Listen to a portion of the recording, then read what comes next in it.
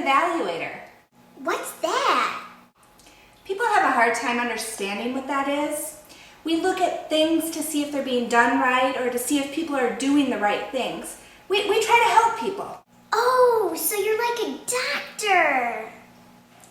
In a way, yes, but instead of fixing broken bones, I try and fix projects that people are working on. They may be working on a really difficult project and I'll help them try and put it back together. Oh, I see. You're like a carpenter. Not exactly. We don't use hammers to build things. Instead, we talk to people, ask them questions, and listen to what they think. Now I get it. You're like our school counselor. Sometimes we're like a counselor. We have to listen to a lot of people, their complaints, and what they find frustrating. But I have to do research, and I have to interview people to find out what the real story is. A reporter. You're like a reporter. A little bit. Sometimes even evaluation work can be in the news. But sometimes we have to do things that are more like experiments. Back to you in the studio, Lorraine. Cool. Evaluators are like scientists. I love science. It's similar, but we don't work in a lab. We do have to be very careful with our information, just like scientists are. We don't want bad data.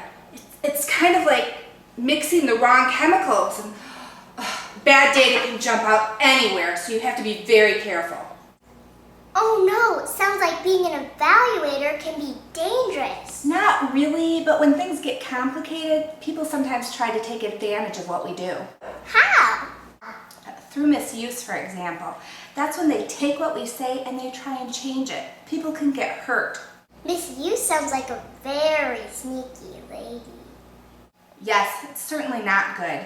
And evaluators must always be ready to keep misuse and bad data away. Now I get it. Evaluators are like superheroes. Why, thank you. It's nice to be appreciated.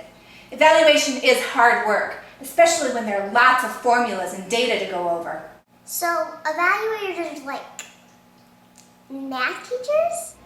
We do use numbers like math teachers do. Actually, the word evaluation comes from value, meaning that you have to determine the worth or merit of something. Sometimes evaluators even have to make judgments. Ah, you're a judge. We don't judge people or send them to jail. We do gather a lot of clues by asking questions and looking for evidence. That helps us figure out what's going on. You're a detective, like Sherlock Holmes. I am like that. I have to solve things based on the evidence, but I also give them suggestions based on what I find. Sometimes I have to look all over for that kind of information. Wow, you're just like an explorer. In a way, but not only do I get to explore ideas and how things work, sometimes I get to travel to exotic places like Traverse City. Sounds like a great adventure. Yes, being an evaluator can be an adventure. You get to play many roles, from a counselor to an adventurer to a superhero. Now do you understand what an evaluator is, Eva? Yes, I do, and I think I want to be an evaluator too. Really? What do you want to evaluate? How about one of those cookies?